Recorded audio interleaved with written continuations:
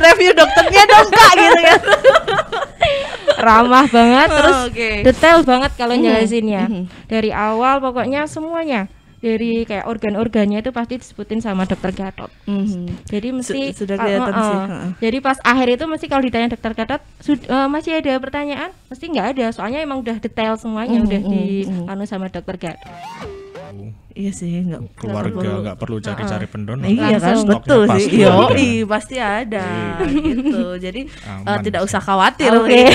Itu bisa masuk kelebihan periksa di kebidanan PMI kan ya. Yang jelas USG itu aman sebenarnya. Jadi mau Oke. berapa kali pun insya Allah aman. Karena USG itu bukan pancaran dari radiasi. Tapi gelombang suara ultrasound. Halo, selamat siang sahabat PMI. Jumpa lagi sama saya Dea di Japri PMI Solo, Jangan Penting Bareng PMI. Episode ke sekian pokoknya, karena udah banyak banget ketemunya sama saya terus. Tapi tentunya kita selalu menghadirkan narasumber yang selalu baru ya, selalu baru. Ngobrol-ngobrol soal yang baru. Jadi 1 tahun yang lalu waktu HUT PMI tanggal 17 September kita juga launching klinik utama, yaitu klinik kebidanan dan kandungan PMI Kota Surakarta. Hari ini saya menghadirkan dokter dan juga bidannya. Di depan saya ada Dokter Gatot. Saya hai dulu dok. Di mana sih? Sini, iya. Oh bisa gini juga. Ada juga Mbak Eva. Ya, selamat siang. Siang. Anda terlihat santun sekali di sini ya. Terlihat lebih kalem ya. Jaga image. Oke. Baik. Nah, bentar dok. Saya tuh bingung mau ngomong apa. Speechless. Nah, kalau seperti yang tadi sudah saya sampaikan bahwa 1 tahun yang lalu kita resmi membuka klinik utama, ya ini klinik kebidanan dan kandungan PMI Kota Surakarta.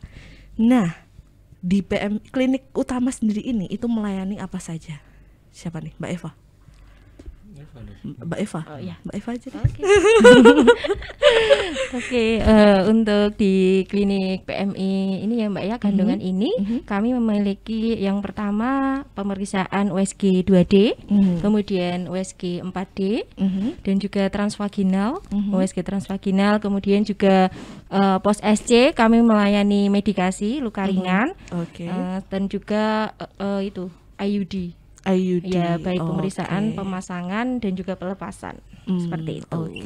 Berarti pelayanannya banyak ya, nggak hanya soal USG saja ya. Ya, benar banget. Banyak banget sih sebenarnya. Pokoknya yang terkait dengan kebidanan dan kandungan di situ bisa dilayani. Oke, wow, luar biasa. Nah, menyambung yang tadi nih, Dok. Apakah hanya untuk melayani ibu hamil saja, Dok? Misalkan saya baru menikah, saya mau bayangkan dulu nih, Dok.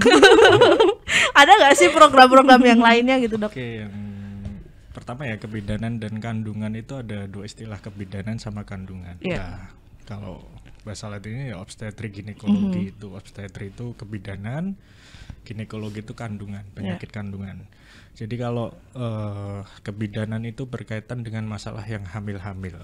Nah, itu dikhususkan ke situ yang obstetri namanya. Sedangkan yang ginekologi itu penyakit kandungan.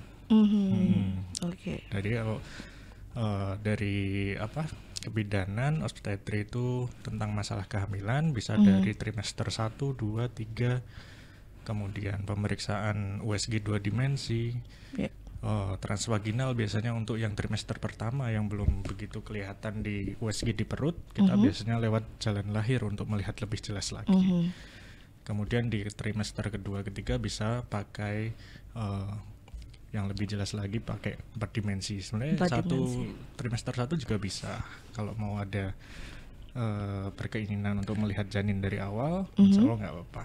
Yang jelas USG itu aman sebenarnya. Jadi mau berapa kali pun insya Allah aman. Karena USG itu bukan pancaran dari radiasi. Tapi gelombang suara ultrasound. Jadi menurut penelitian itu sih aman. Jadi lebih banyak periksa lebih bagus. Oke, karena memang banyak berita di luar sana kalau terlalu sering USG itu katanya nggak baik ya, Dok ya. Padahal itu bisa untuk mengetahui perkembangan janinnya sendiri ya. Perkembangan, prognosis dan sebagainya. Kemudian tadi kan masalah kebidanan ya, tentang kehamilan. Jadi yang satunya itu kandungan atau penyakit kandungan atau ginekologi. Itu berkaitan dengan masalah-masalah kewanitaan terutama ya. Pasien kita pasti objin tuh pasti wanita, iya dong.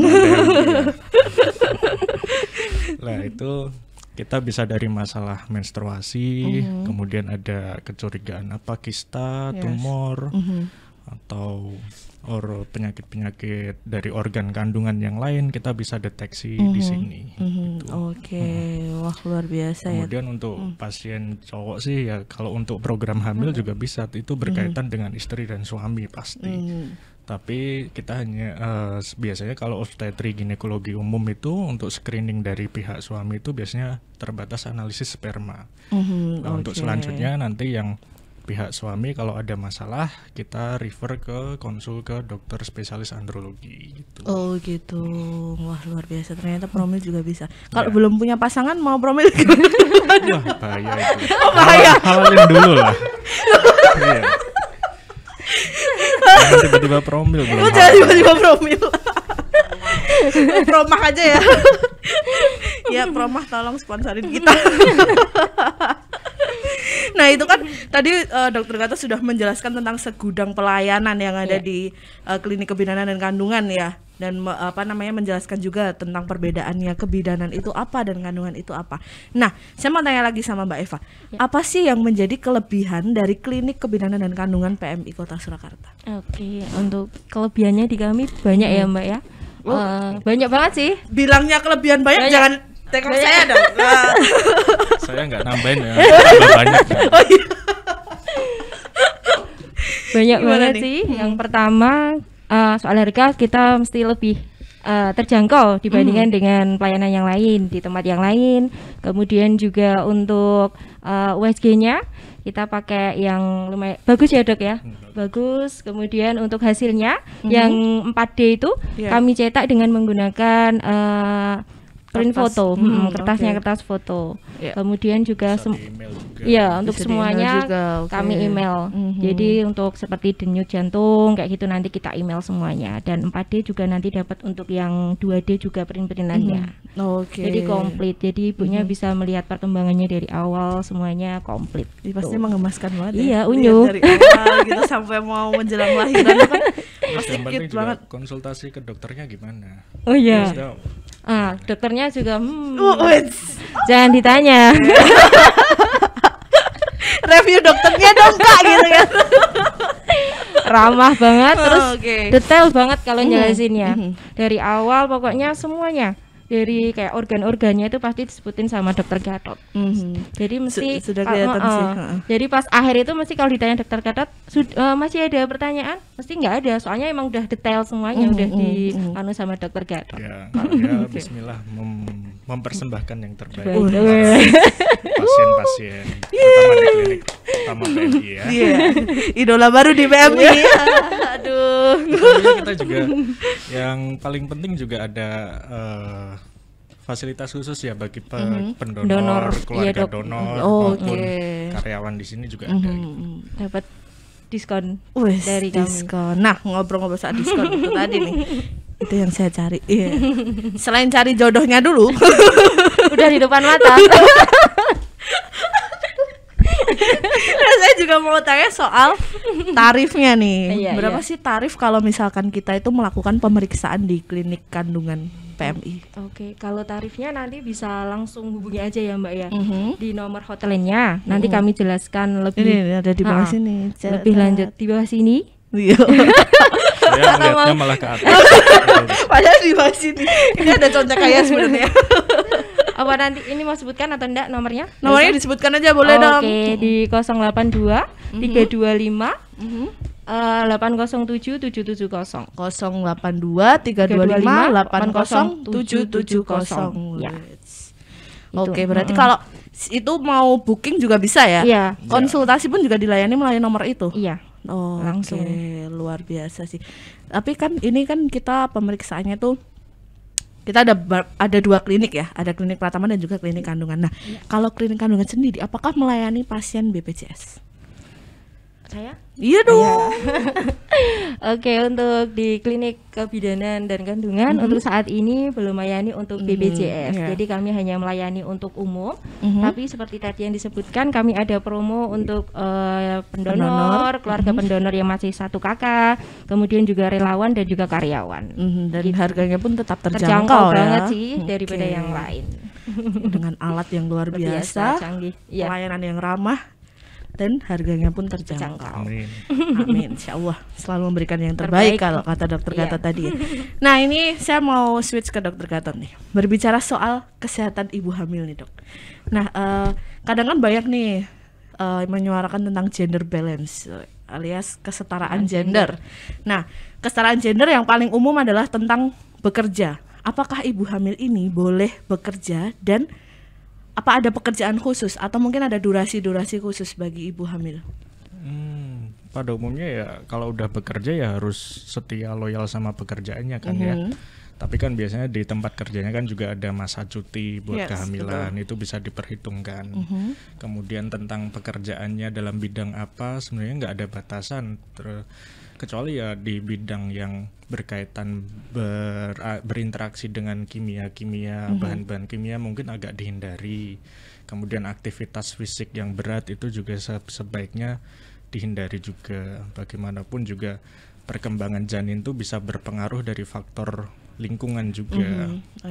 Kemudian untuk posisi saat bekerja mungkin yang sering duduk atau sering berdiri, biasanya saya nasihatin pasien lebih baik setiap 2 jam diusahakan untuk pindah posisi, mungkin peregangan, pemanasan.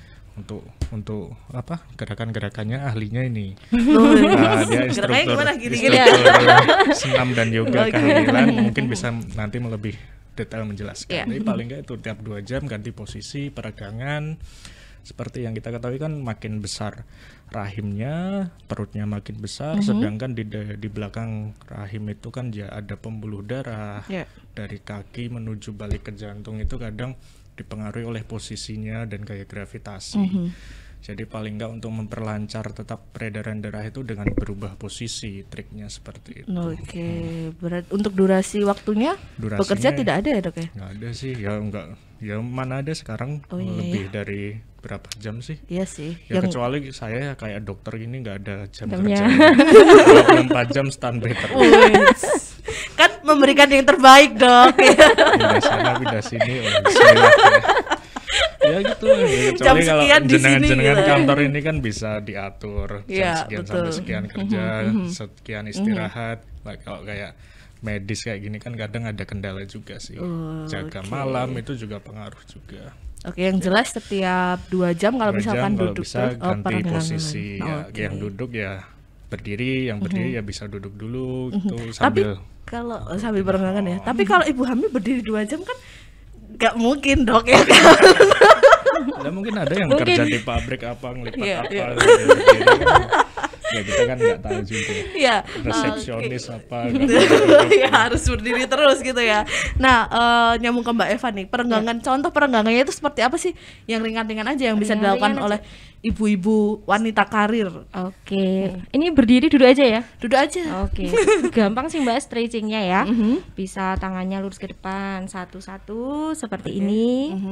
Ke depan seperti ini. Gini toh ya, langsung angkat sampai atas. Sampai atas, tetap yang penting itu pernafasannya sih. Pernafasan dari hidung, tarik dari hidung, keluar dari hidung. 3 sampai 4 kali insya Allah sudah. Itu juga bisa jadi kalau saya nyebut tombol ngantuk. Iya benar kan.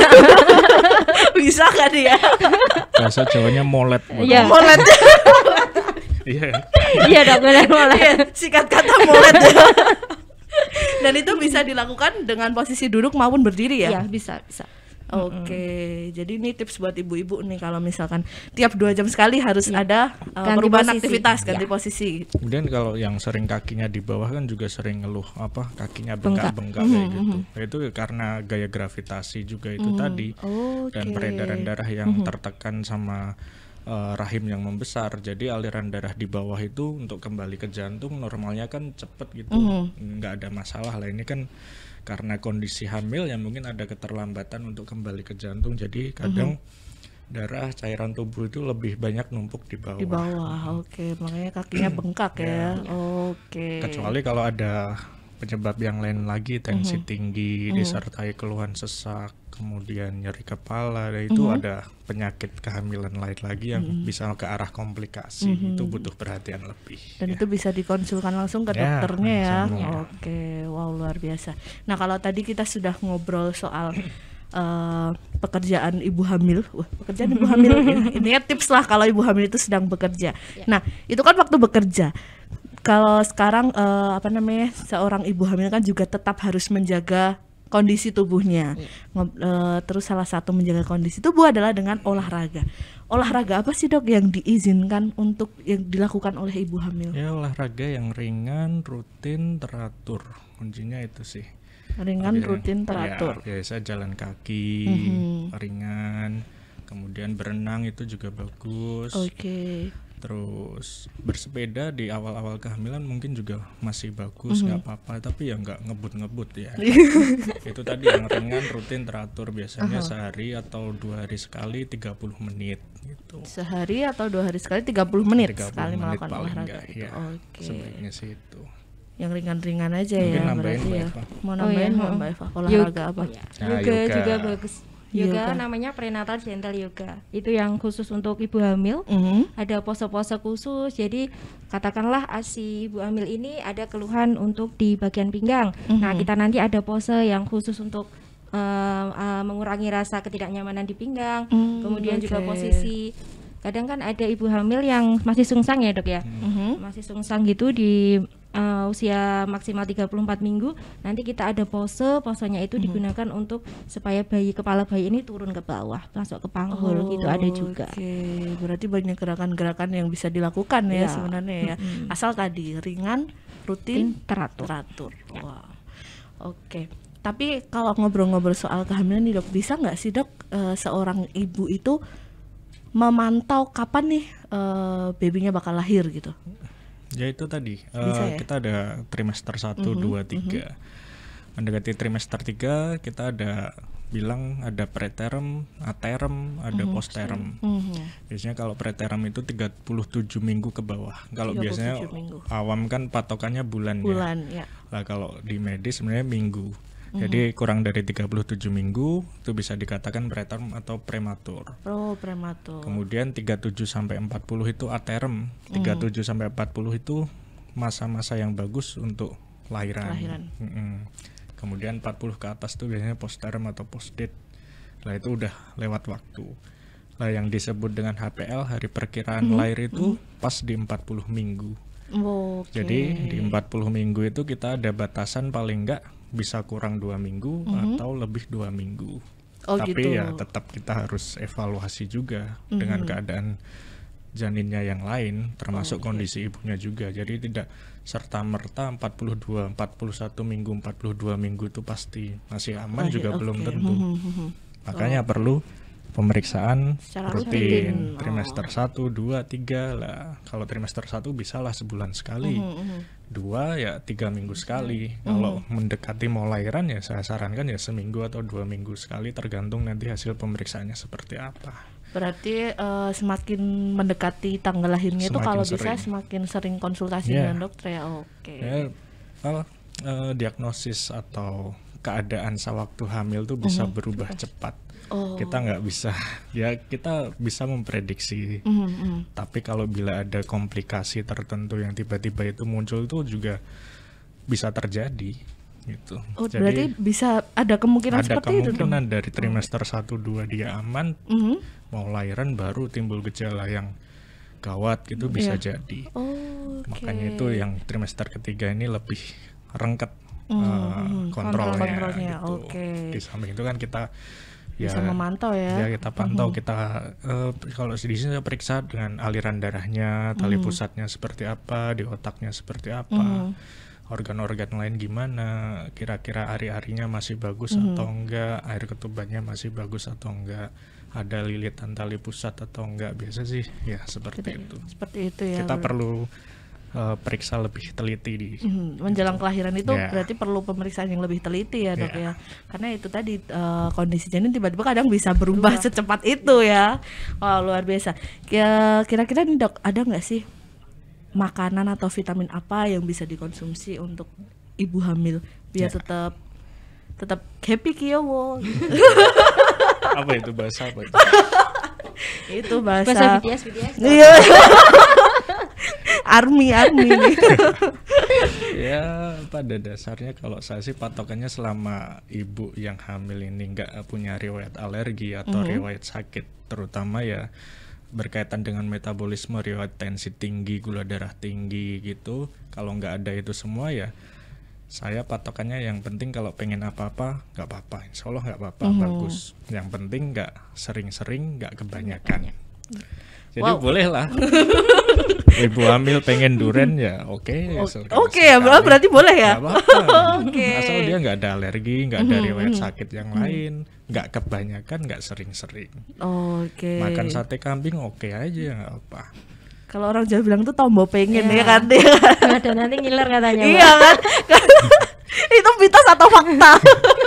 Mau teh kopi ya boleh, tapi teh kopi itu paling nggak secangkir sehari. Karena bisa mempengaruhi penyerapan zat besi yang dibutuhkan untuk sel darah merah juga. Berarti makan apa aja tuh sebenarnya bebas ya dok ya, asal ya itu nggak terlalu berlebihan juga, nggak sering-sering, nggak banyak-banyak, sama nggak ada alergi. Itu riwayat-riwayat. Tapi kalau makanan khusus yang kayak wajib dikonsumsi gitu ada nggak sih dok? Terutama trimester 1 yang mengandung asam folat bagus ya. Asam folat. Contoh ya asam folat? Dari kacang-kacangan, daging-daging, protein yang tinggi. Terus yang trimester 2 ketiga kita lebih fokuskan ke DHA. DHA untuk kemudian kalsium, vitamin D dan yang lain sebagainya. Asam folat juga penting. Asam folat dari awal sampai mau lahir. Nah itu ada trik-triknya. Ini pertumbuhan untuk mencegah, yang awal-awal tuh biasanya untuk mencegah kelainan bawaan. Kemudian trimester 2-3 itu untuk persiapan pertumbuhan tulang maupun otak, kognisinya, seperti itu. Di samping makanan sih, sumber makanan yang paling penting juga vitamin. Vitamin itu bukannya kita promosi apa-apa enggak ya, tapi biasanya dari penelitian sih dari makanan aja itu nggak cukup. Jadi perlu suplemen vitamin, itu pun juga paling nggak sekali sehari. Vitamin ibu hamil cukup sekali sehari, insya Allah bagus. Setelah itu di samping itu makanan juga bergizi seimbang, insya Allah berkembang baik ya. Berarti tetap harus memilah dan memilih makanan yang baik ya. Terutama juga kalau yang mentah-mentah itu yang agak dihindari, yang harus dihindari malahan. Harus diusahakan dihindari. makan atau minum itu yang udah benar-benar matang. Itu untuk mencegah bakteri atau kuman yang bisa berkaitan nanti kecacatan janin, bisa berpotensi seperti itu juga. Apalagi di musim hujan kan biasanya suka masak mie pakai telur setengah matang nih. Iya kan? Berarti untuk sementara waktu hamil dihindari dulu ya dok ya, berarti harus dimasak sampai matang dulu. Nah, kalau tadi kita sudah ngobrol soal olahraganya dan bagaimana kondisi saat bekerja. Nah, saya mau tanya sama Mbak Eva nih. Kira-kira nih menjelang kelahiran, apa sih yang harus dipersiapkan oleh seorang ibu yang mau melahirkan? Persiapannya ya. Oke, untuk persiapan ibu hamil biasanya sih kalau di bidan atau di pelayanan kesehatan yang lain, maksudnya itu biasanya sudah dipersiapkan untuk siapa nanti penolongnya yang penting. Kemudian juga siapa yang menemani. Terus diantisipasi juga, kan tidak semua dekat dengan fasilitas kesehatan. Nah itu diantisipasi juga, jika punya kendaraan sih nggak apa-apa, aman.